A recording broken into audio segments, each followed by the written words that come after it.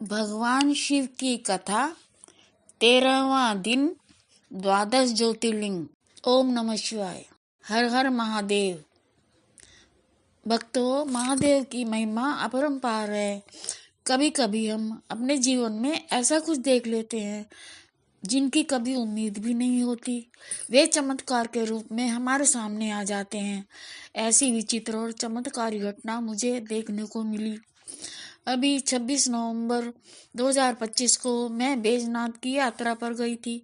वहाँ हम 3 दिन रहे। वैद्यनाथ के दर्शन के साथ साथ हमने वासुकीनाथ महादेव के भी दर्शन किए। यहाँ भगवान शिव वासुकी के नाम से बैठे हैं। इस शिवलिंग के ऊपर लाल कपड़ा बांध के रखते हैं। वापसी में हम 3 दिन काशी में रुके। यहाँ हमने मणि मंदिर, दुर्गा मंदिर, काल भैरव आदि के दर्शन किए। विश्वनाथ के दर्शन हमने पहले कर लिए थे। अगले दिन मणिकर्णिका व केदार घाट आदि के दर्शन किए। इस दिन हम बहुत थक गए थे। अगले दिन सवेरे हमारी हरिद्वार की ट्रेन थी। उस रात मैं जल्दी सो गई। सुबह लगभग 4 बजे के करीब मैं अचानक उठकर बैठ गई। ऐसा लगा जैसे मैं कहीं दूर से आ रही हूँ। एक सपना जैसा आया, जैसे मैं कहीं सपना क्या, एक चमत्कारी अनुभव जैसा लगा। मैंने देखा जैसे मैं किसी जल के स्थान पर खड़ी हूँ। दूर दूर तक चारों तरफ जल ही जल है। कमर तक पानी में कुछ आगे बढ़ना चाहती हूँ। तभी कुछ दूर पर एक बड़े नागराज की पीठ दिखाई देती है। यह देखकर मैं डरकर पीछे हटने लगती हूँ। धीरे धीरे पूरे पानी में नागराज फैल जाते हैं। तभी नागराज ने अपना फन पानी से बाहर निकाला और मेरी तरफ बढ़े। उनका फन सिर के जैसा लगा था।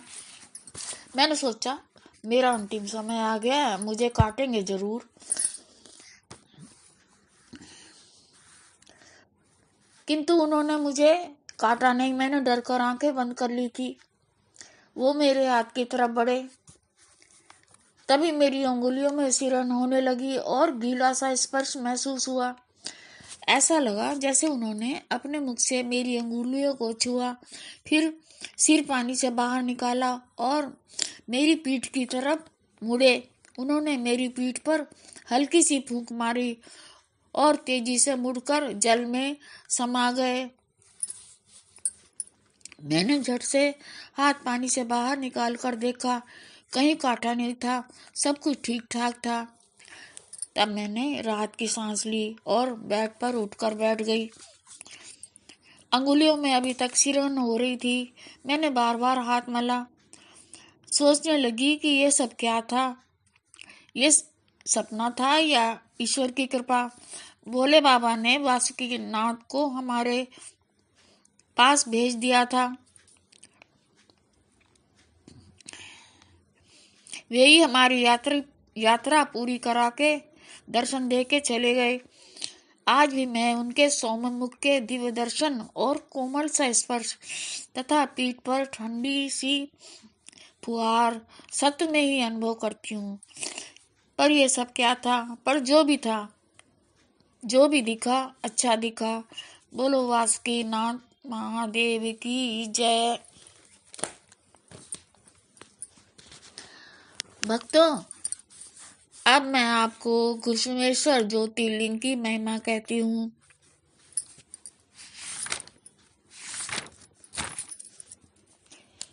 यह लिंग था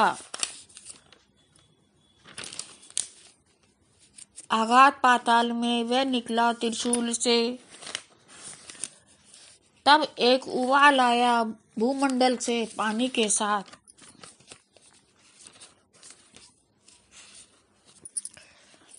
घुश्मेश्वर ज्योतिर्लिंग महाराष्ट्र के औरंगाबाद के पास वैरुल गांव में स्थित है। औरंगाबाद से 30 किलोमीटर की दूरी पर घुश्मेश्वर महादेव बसते हैं। पहले यहाँ नागवासियों की बस्ती थी और सर्प ही सर्प रहते थे। इनकी एक कथा इस प्रकार है। किसी समय देव पर्वत पर सुधर्मा नाम का वेद पाठी ब्राह्मण रहता था। उसकी पत्नी का नाम सुदेहा था, किंतु उनके कोई संतान नहीं थी। जब पड़ोसिने सुदेहा को बच्चे के बारे में ताना मारती तो उसे बहुत बुरा लगता था। एक दिन उसने जिद करके अपने पति को दूसरी शादी के लिए मना लिया और अपनी छोटी बहन घुष्मा से उसका विवाह करा दिया। कुछ समय बाद घुष्मा के पुत्र उत्पन्न हुआ तो खुशी मनाई गई। अब घुष्मा की अधिक देखभाल होने लगी। यह देखकर सुदेहा घुष्मा से ईर्ष्या की भावना रखने लगी। उसे ऐसा लगा जैसे सुधर्मा उसे पहले जैसे नहीं चाहता। ईर्ष्या की आग में जलते हुए उसने घुष्मा के पुत्र की हत्या कर दी और पुत्र को मारकर वह पास के तालाब में फेंक आई। घुष्मा तो दुख के सागर में डूब गई। फिर भी उसने शिव की पूजा नहीं छोड़ी।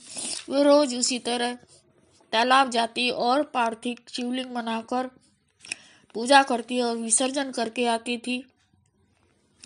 जब शिवलिंग के विसर्जन पूरे हो गए तो तालाब पर शिवजी ने प्रकट होकर उसे दर्शन दिया और उसका मरा हुआ पुत्र जीवित कर दिया और वो जीवित होकर तालाब से बाहर निकला। तब यह देखकर घुष्मा भगवान के चरणों में गिर पड़ी और कहने लगी, यदि आप मुझ पर प्रसन्न हैं तो आप शिवलिंग के रूप में यहीं निवास करें। तभी से भगवान घुष्मेश्वर ज्योतिर्लिंग के रूप में यहीं बस गए। प्राचीन समय से यहाँ आदिवासी रहते थे, किंतु आज यहाँ बहुत भव्य नगर है और नगर में खुशहाल नगरवासी रहते हैं। मंदिर के पास तालाब होने से इस शिवालय का महत्व और बढ़ गया है। इस तालाब के 8 कोनों पर 8 शिवालय बने हैं। दूर दूर से यात्री यहाँ आकर शिव सरोवर के दर्शन करते हैं। यही घुष्मा पार्थिव शिवलिंग बनाकर पूजा किया करती थी। इन 12वें अंतिम ज्योतिर्लिंग के दर्शन का सौभाग्य मुझे भी मिल गया। जब हम त्र्यंबकेश्वर दर्शन के लिए नासिक गए, वहीं से अगले दिन गाड़ी के द्वारा घुष्मेश्वर दर्शन के लिए पहुंचे। मंदिर में उस दिन बहुत भीड़ थी। उन दिनों घुष्मेश्वर में प्रदीप मिश्रा की कथा चल रही थी, इसलिए श्रद्धालु ज्यादा से ज्यादा मंदिर में दर्शन करने आए थे। यह मंदिर बहुत भव्य और विशाल है। हमने प्रसाद खरीदा और दर्शन की लाइन में लग गए। आगे चलकर लाइन अब भीड़ में बदल गई। सब भजन गाते और जयकारे लगाते चले जा रहे थे। अंदर गर्भगृह में बहुत अच्छे दर्शन हुए और गंगा जल व फूल पत्ती चढ़ाकर हम बाहर निकले और दीपक जलाया। इसके बाद हम एलोरा की गुफाएं देखने चले गए। एलोरा से लौटकर घुष्मेश्वर में मिश्रा जी की कथा हो रही थी।